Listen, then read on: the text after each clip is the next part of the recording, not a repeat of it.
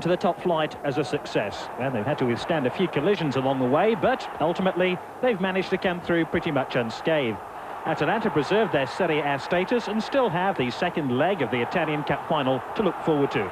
An own goal by Serrao gifted them the lead after 11 minutes in this match. Shortly afterwards, a stylish run by Paulo Montero culminated in the home side's second goal, and it was scored by Skro. Goran Vlahovic, who scored 13 goals this season, was hoping to claim another on his farewell appearance for Padova, but just missed the target. Napoli remain favourites to sign the Croatian. Atalanta were never in any danger of losing this game and could have increased their lead before the half-time break. Their third and final goal of the afternoon came 9 minutes after the restart. Jose Herrera picked his spot and made the score 3-0. Padova managed to avoid defeat just 10 times this season, and although their young forward Nicola Amoruso has claimed his fair share of goals, Padova's inept defending ultimately cost them their place in Serie A. Their goalkeepers were kept busy all season, and the rest of their defence left thoroughly exposed. 3-0, the final score. Juventus used this game in preparation for the Champions Cup final. If the Vialli's effort is anything to go by, Ajax will be in for quite a game when they meet Juve in Rome. The Turin Giants opened the scoring in this match. Del Piero was impeded, and from the free kick, Fontana was beaten by Vialli's deflected shot. Juve went ahead 20 minutes in. The most remarkable personal achievement of the season belongs to Igor Proti. The Bari skipper led by example.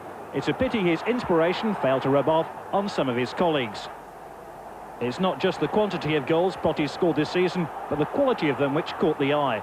This was his 23rd of the campaign. Despite Bari's relegation, the future seems bright for the 28-year-old striker. He'll definitely be playing at the highest level again next season, only with a different club. Bari should have been in front in this game, but fell behind for the second time with 20 minutes left. Vialli's strike was first class. Fittingly, the last word of Bari's season belonged to Proti. He levelled the scores 4 minutes from full time with goal number 24. The match ended 2-2.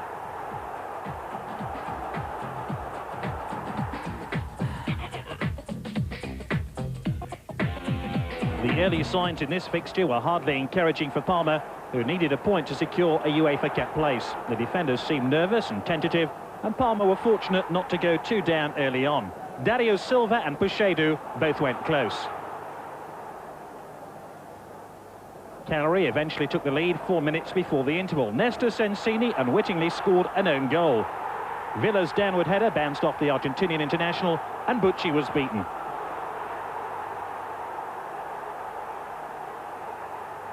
In the second half, Parma poured forward in search of an equaliser, but a combination of fine goalkeeping by Abate and inaccurate shooting kept their scoresheet blank. Dino Baggio, who looked the most likely to score for Parma, was brought down here just outside the penalty area. The Italian international took the resulting free kick himself, but Abate was ready for him. At the other end, Luis Oliveira had an opportunity to secure all 3 points for Cagliari. He wasted it, though. Fortunately for Oliveira, he had the chance to redeem himself moments later by the penalty spot. Benarivo's foul on Bressan may have taken place outside the box. Oliveira claimed his 15th Serie A goal of the season. Cagliari's indifferent campaign ended with a victory and with another coach's departure. Bruno Giorgi will not be staying in Sardinia.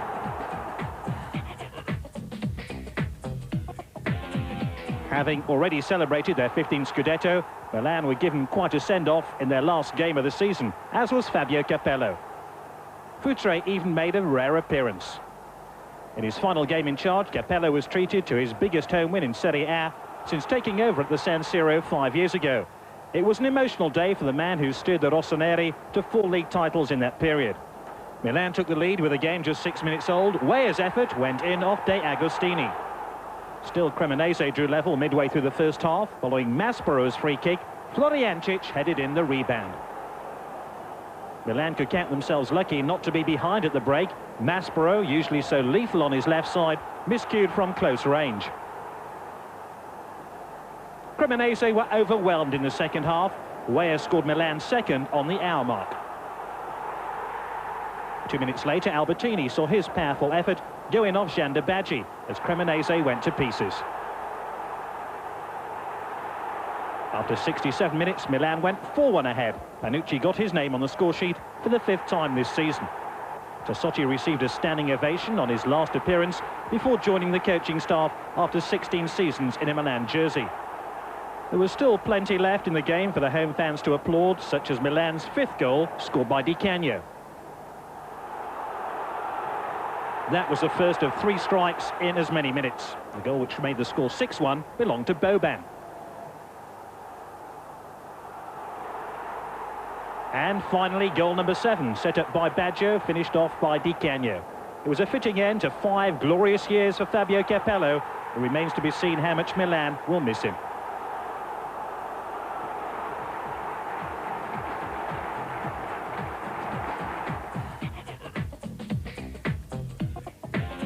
Napoli's fans were given something to shout about on the last day of the season. At the end of October, Napoli were in 4th place. By the end of March, they were just 2 places above the relegation zone and in real danger of going down. They managed to avoid the drop, but couldn't avoid going a goal down to Udinese in this game. Desideri's shot took a deflection of Pecchia. Napoli were back on level terms before half-time. From Fausto Pizzi's corner, Udinese made a meal of getting the ball away from the danger area and eventually gave away a penalty. The former Napoli defender, Giovanni Beer, was penalised for tugging Busso's jersey.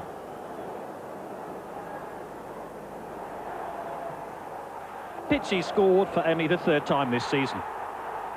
Having endured their worst season for more than a decade, the home fans will expect a great deal more from their team next year.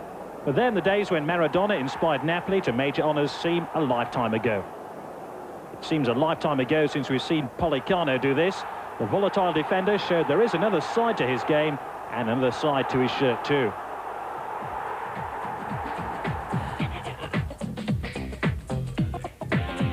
Piacenza were celebrating their survival before the start of this game. As for Fiorentina, they needed a point to ensure European qualification.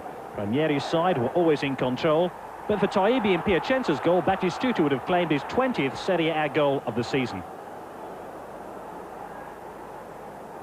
The only goal of the game arrived midway through the first half. Piacentini's shot cannoned off Carini.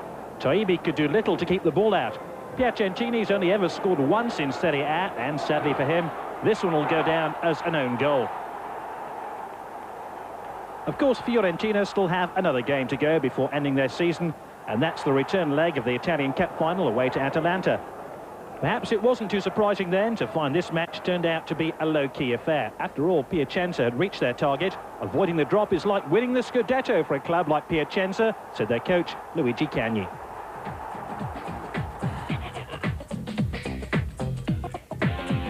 There was something familiar about the first goal in this game. Again, Torino were the authors of their own misfortune after only 45 seconds. Alan Boksic opened the scoring for Lazio. It's certainly been a season to forget for Torino, a campaign filled with coaching casualties and internal problems, culminating in relegation for only the 3rd time in their illustrious history.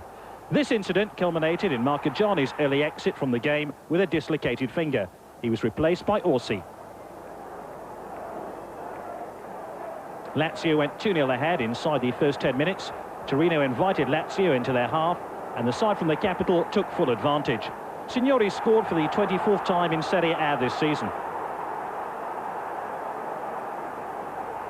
It could have been worse for Torino, but that was the end of the scoring. Maltagliati's intervention denied Winter a goal on the Dutchman's final appearance for Lazio. Along with Napoli, Torino scored the fewest number of goals in Italy's top flight this season. Milanese ended his campaign with a blank scoresheet.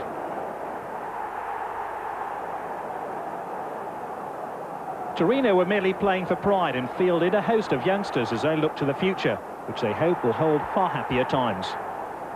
Lazio managed to qualify for the UEFA Cup for the 4th successive season, but with all the money invested in the club in that period, it remains a poor return. They'll be hoping for a trophy or 2 next year.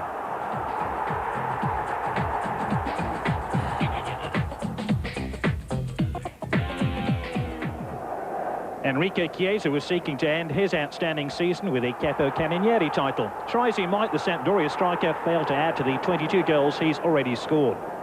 Sampdoria needed maximum points to keep their slim UEFA Cup hopes alive. Had Seedorf been aware of Chiesa's arrival in the penalty area, the Genoa side could well have hit the front. Instead, it was Vicenza who did just that. A long-range shot from Ambrosetti hit Manini on its way in. It took Sampdoria only 2 minutes to get back on level terms. Chiesa was denied, Seedorf followed up to make it 1-1. There was a touch of class about the goal which enabled Vicenza to regain their lead. Mojita stylishly claimed his 10th in Serie A this season. Early in the second half, a collision between Otero and Walter Zenga left the Sampdoria goalkeeper nursing a broken nose, and he was replaced by Pagotto. The under-21 international showed why he was Sampdoria's #1 for most of the campaign before Zenga's recent return following a serious knee injury. Pagotto's save from Otero kept his side in the game. Then, with only 6 minutes to go, Mancini equalised. Vicenza were furious with the referee. They felt Mancini pushed his way past Di Carlo. Sampdoria had more than one opportunity to claim a late winner. Here, Maniero's header was superbly saved. The wet conditions made it difficult for Mancini to make something of the rebound. It ended 2-2.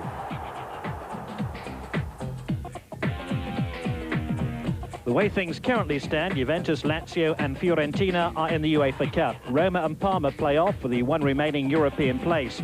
However, if Juventus and Fiorentina win their respective cup finals, it could go down to 7th place, so everything is still wide open.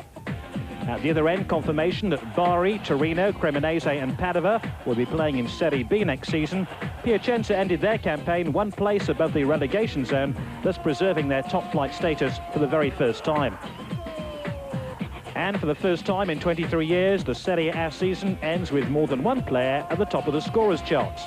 Igor Protti becomes the first player in Serie A history to top the list with a relegated club. As for Beppe Signori, he's won the Capocannoniere title 3 times now in the last 4 years.